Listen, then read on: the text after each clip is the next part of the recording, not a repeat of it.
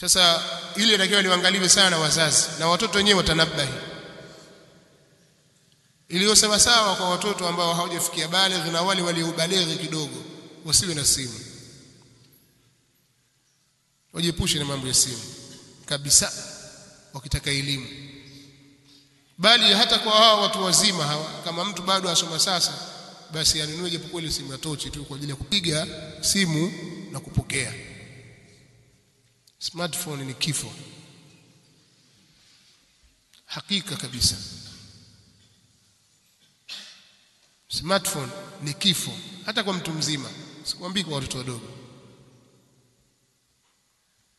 Ikiwa wewe wataka kusoma, wataka elimu, jiepushe kabisa na mambo ya mitandao ya kijamii hiyo. Kabisa jiweke mbali nayo. Ni katika vitu vinavyopunguza maarifa na ufikiriaji kwa kiwango cha juu kabisa.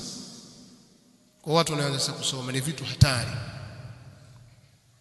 Sijui huko mashuleni kama wanafunzi wa form 1, form 4 mpaka form 4 au form 5 na form 6 wanaruhusiwa kuwa na smartphone wakawa wako nazo wenyewe. Sijui. Wanaruhusiwa? Kwa nini hawaruhusu? Kwa nini hawaruhusu? Na huko kuna elimu nyingi sana huko.